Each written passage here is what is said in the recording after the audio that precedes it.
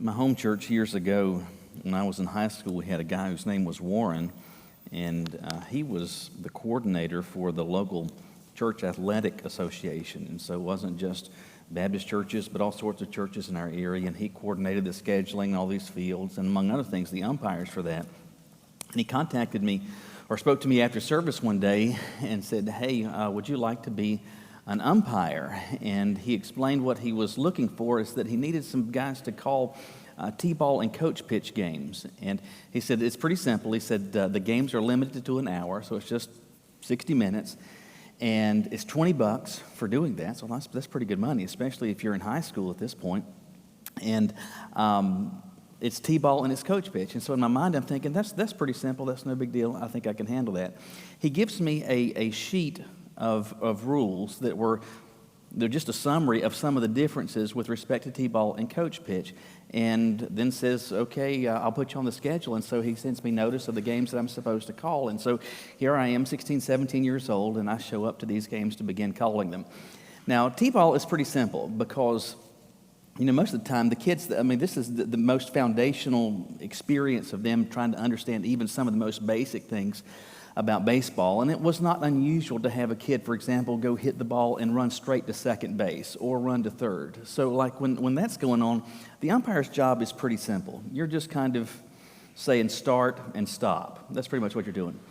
Now, coach pitch was a different story because the difference between the children's skill level from T-ball to coach pitch is the difference between night and day. And generally speaking, these teams were pretty evenly matched. And so if you've got kids who have better skill, and then you have these teams that are pretty evenly matched, I don't know if you're aware of this, that tends to promote close plays. Close plays that it matters what the umpire says or not. Very quickly, I discovered something to be true of myself, and that is this. I am a terrible umpire. I'm a terrible umpire. And I would watch a play at first, at second, it could be a close play, and they're wondering what's happened. Is somebody safe or are they out? And as I'm seeing this, I'm also wondering, are they safe or are they out?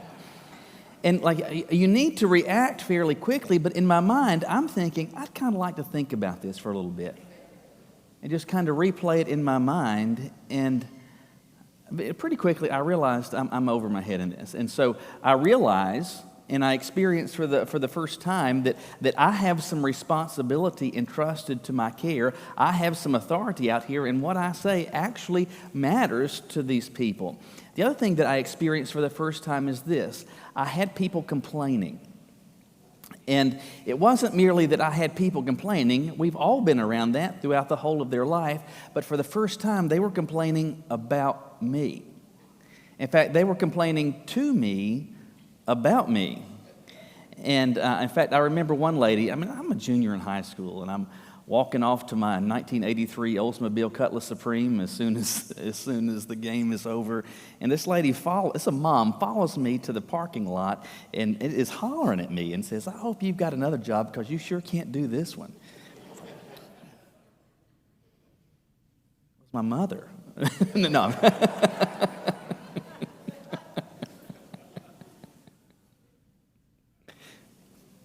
Anyway, I was terrible. I really was.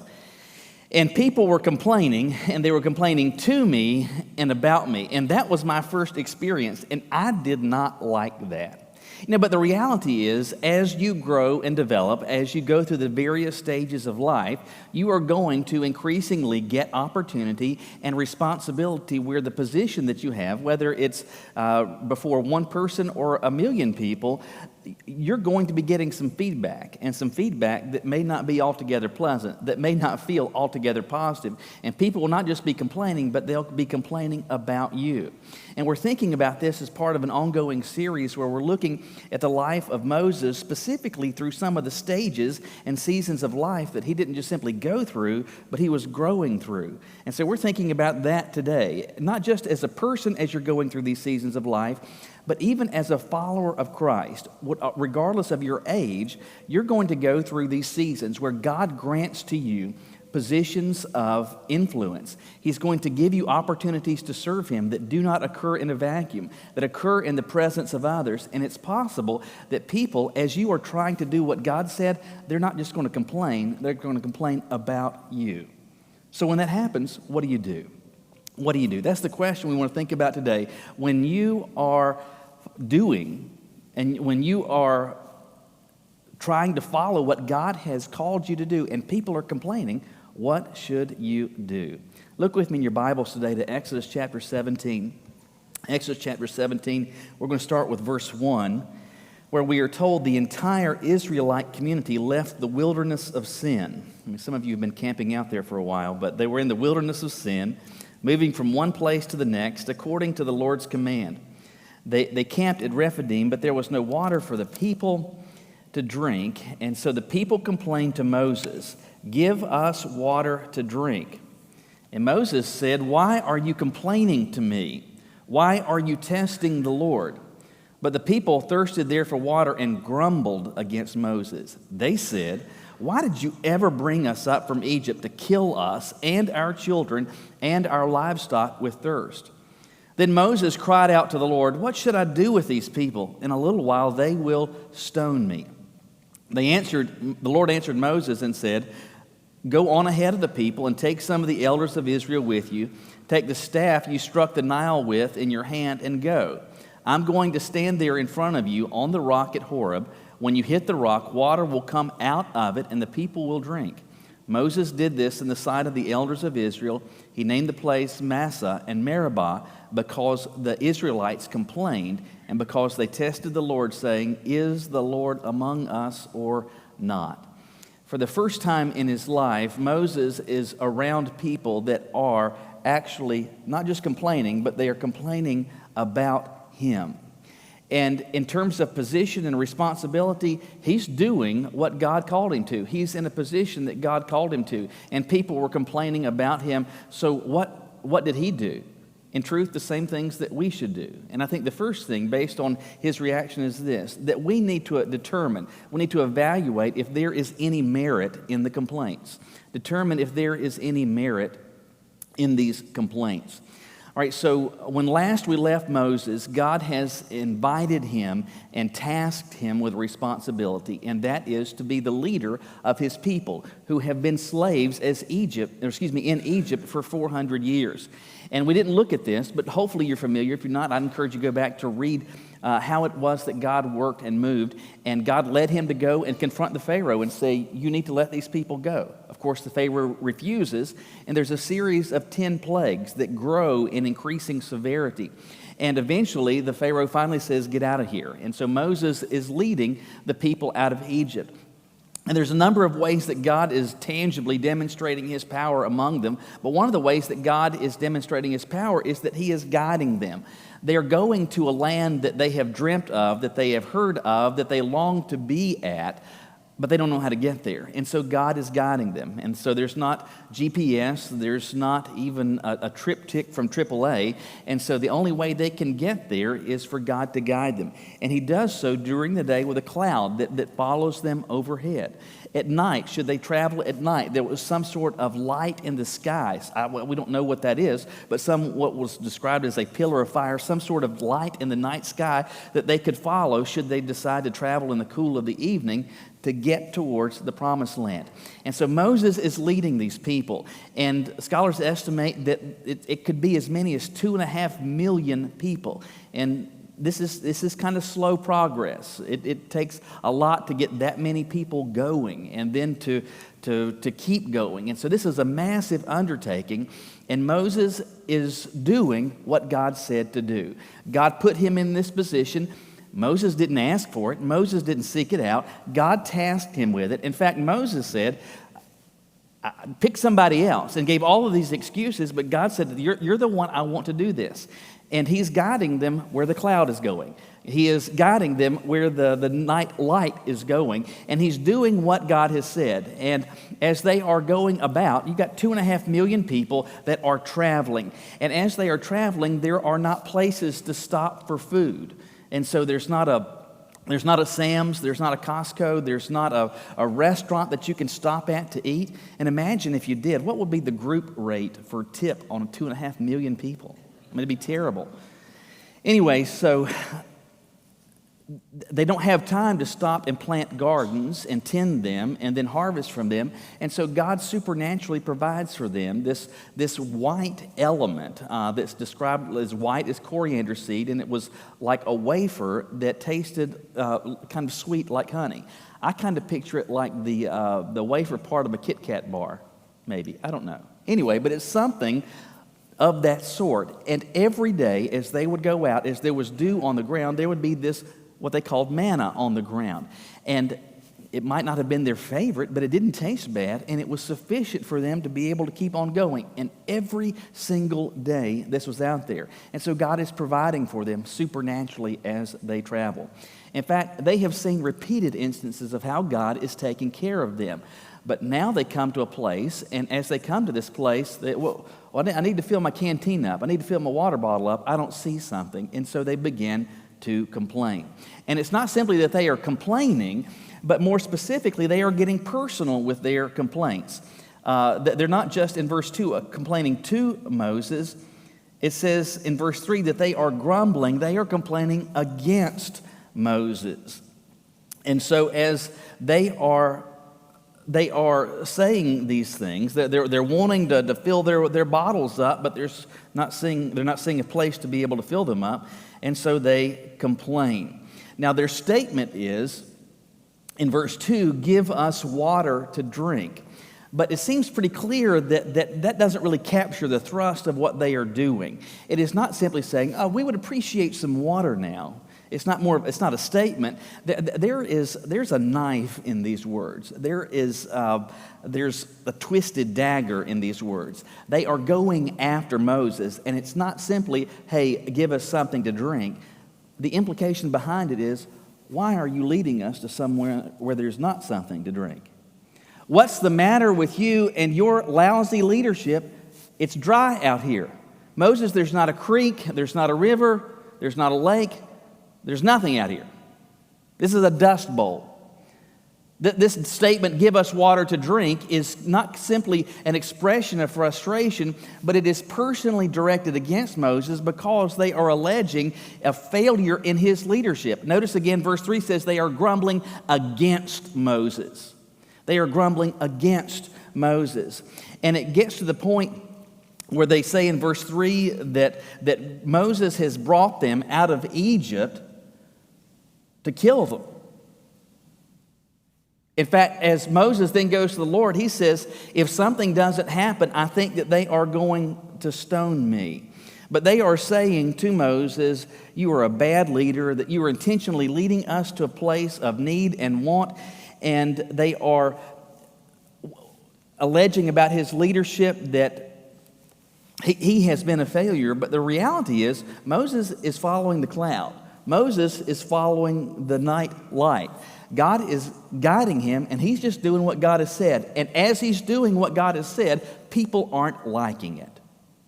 And the simple truth is that as God gives you tasks, whether small or great, the truth is, ultimately, God is in the people business. And the stuff that he calls you to do, the stuff that he invites you to do, whether you are 10 years old or whether you're, in this case, 80 years old, God is going to give you tasks and responsibilities that will involve other people. And you'll be doing what God invited you to do, what he tasked you with. And even as you do that, it's entirely possible that people are going to say some negative things. In fact, they're not just going to say some negative things. They're going to say some negative things about you. And they're going to want to take you to task. So when that happens, what do? I think the first thing you've got to do is, as you hear those complaints and know that they're going to come, you need to determine, you need to assess if there is any merit in them. It's hard to believe. I'm coming up, or on the verge now of 22 years serving as a pastor. In fact, coming up in October, I'll have been here at Gate City for 13 years. It is hard to believe how quickly the time has passed and how old you are getting. But anyway, It was true in Charlotte. It's been true at Gate City. I can't tell you how blessed I have been to be able to serve the Lord alongside people who have been so wonderfully supportive. That's the honest truth. And you all, from day one, you have been so gracious to me, and you've been so gracious to my family. But I'm always aware that people are people, and I'm like everybody else, and we can find something to complain about in every circumstance. We just can.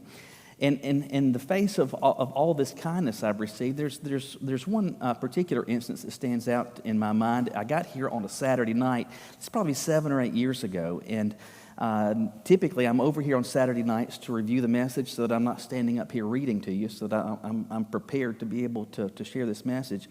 And as I'm getting ready to go into my office, I stop by the workroom, and our mail slots are in there, and there is an envelope there that is addressed to me. It's got a typed label on it, and there's no return address. And so I open it, and as soon as I open it, I look and I say, this is an anonymous letter.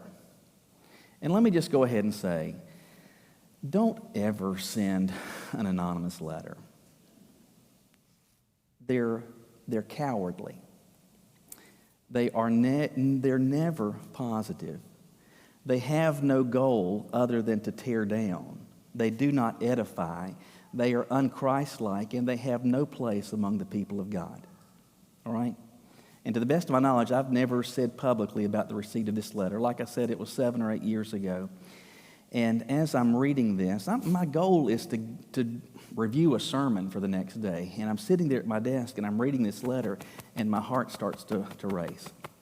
I don't know if you've ever had... Anyway, so I'm getting nervous. And I'm reading this, and I'm not lying. Whoever wrote this was taking me to task about a whole stack of stuff. And as I'm reading this, I'm like, well, that's not true. No, that's blown out of proportion. That's not accurate. It's all those things. And listen, sincerely, to this day, I have no idea who sent it. I don't know if they're dead. I don't know if they're alive. I don't know if they're still here. I don't know. I have no idea. All I'm saying is, don't do that. If you were the person that did that, ask God to forgive you because you sinned against God in doing that. Don't do that. It's unchristlike. It's wrong. Don't do it. Anyway, I received this, and I'm reading this, and they're saying all of these things, but as I'm reading it, and honestly, I hate this. This is lousy. And as I'm looking at it, because among other things, not only does it make you nervous, it makes you mad.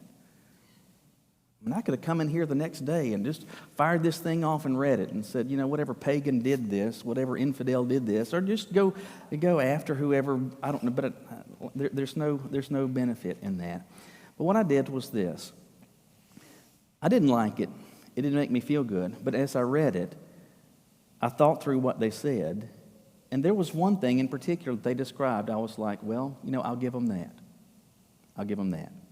And they were talking about, I don't know, some of you might even remember, years ago I had told an illustration about somebody at a Target hollering at me, or I can't remember. And I yelled back at them. Anyway, I told that in the sermon, but they took me to task in this anonymous letter for that.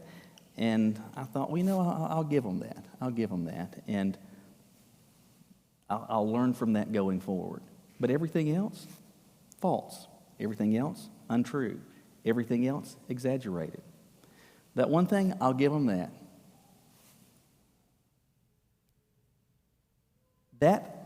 I'm not celebrating the fact that someone did something like that, but I am saying at any given point, people are going to complain. And they're going to complain as you serve the Lord. But you need to ask yourself, as you experience those complaints, is there anything they're saying that you can learn from? Is there anything, because again, none of us is perfect. Any of us is likely at any given point to color outside the lines. And if somebody is sharing that with you, hear it, listen to it, and see if there is any truth in that. Because it may be that somebody's complaining because there actually is a problem. And just because you're serving the Lord and just because you're doing what God called you to does not mean this blanket statement that you're doing it the right way. It doesn't mean that you're doing it in non-offensive ways. I'm telling you, we can be doing what God called us to, but we can be doing it in the wrong ways. And that could cause people to complain. And if the complaints are made, we need to evaluate, is there any merit in this? Is there any merit in this? Moses, I believe, hears what they're saying, but I believe that he's evaluating and says, you know what, I'm following the cloud. I didn't take us here because I thought this would be a good place to camp out. I'm guiding the people here because the cloud went here. I'm going here because God said to go here. And so he's evaluating what they're saying, but he comes to the conclusion, I can't do anything else. That's why he goes to God in exasperation. I don't know what to do. They're getting ready to kill me, but I'm doing what you showed me to. So you do, as you hear those complaints, you need to evaluate. Hey, is there any truth in this? If there is, then pay attention to it. If it's not, understand that what was alleged is not actually accurate and then move on. But as you determine if there's any merit, there's a second thing that you need to do, and that is this. Understand the nature of complaining. Understand the nature of complaining. The people are not happy, and it doesn't seem like it's a few of them. It seems like now it's en masse. It's all of them. And Moses feels cornered as they are grumbling and complaining. And again, it's not just complaining to Moses. They are, in verse 3, grumbling against Moses. He's on the receiving end of this, and this feels lousy.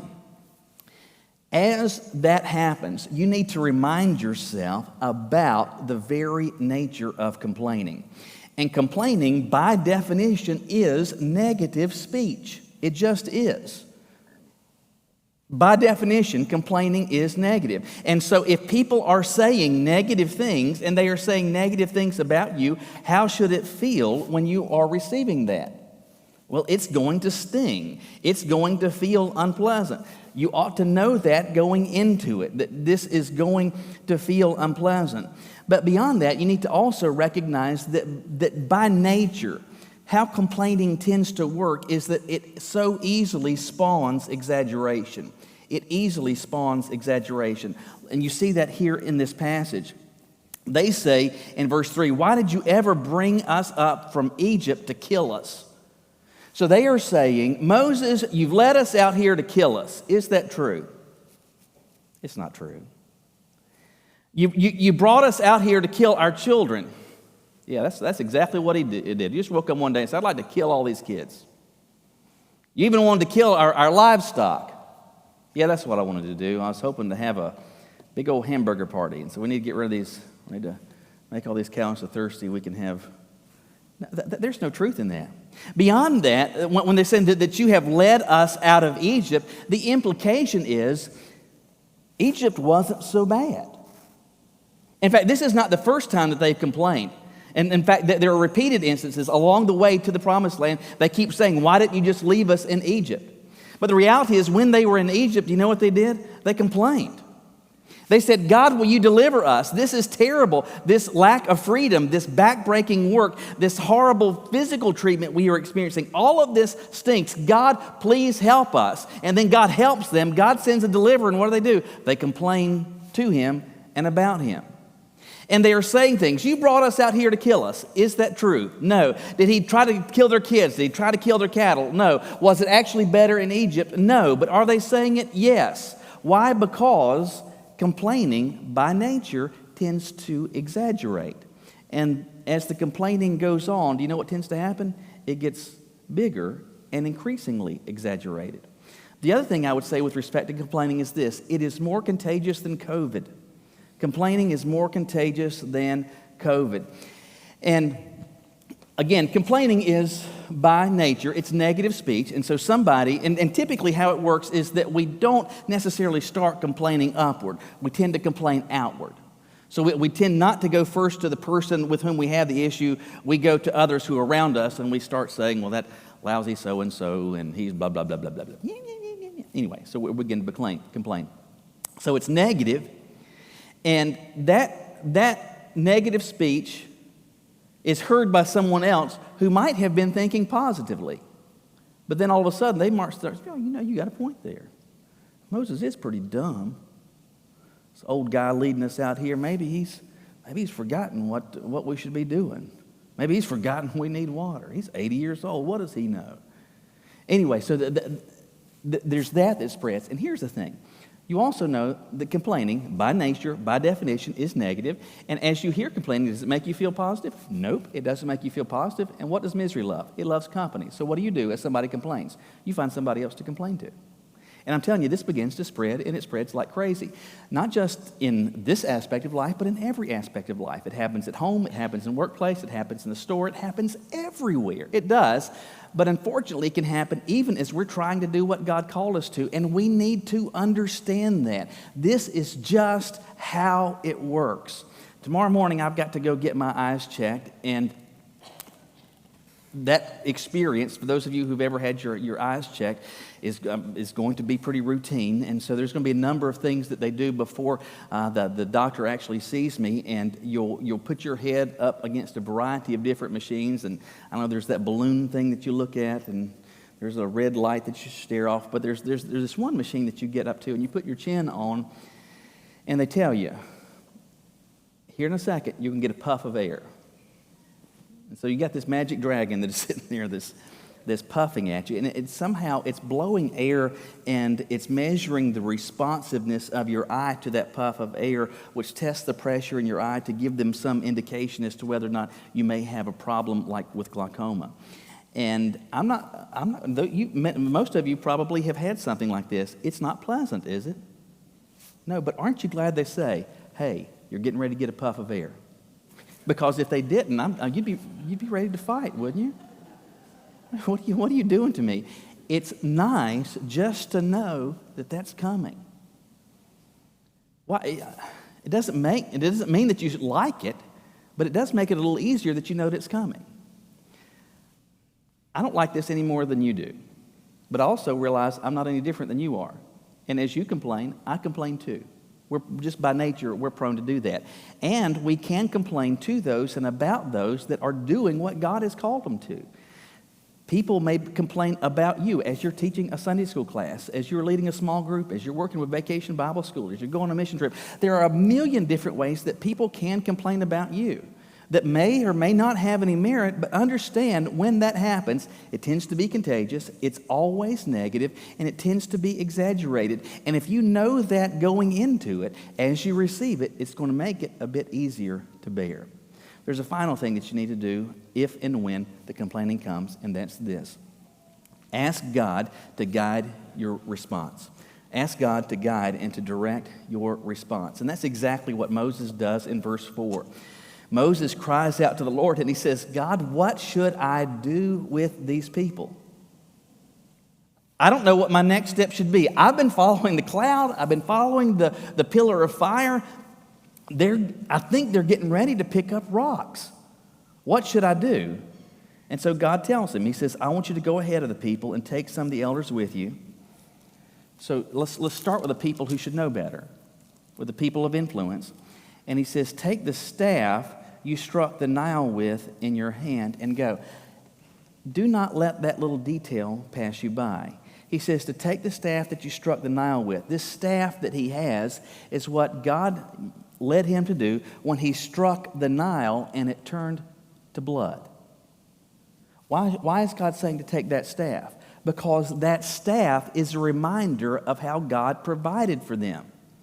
This is to reinforce God knows what's going on. This is to drive home the fact God's been taking care of you for a long time. Why are you concerned about this? But take that same staff. It should be a reminder to them of God's provision.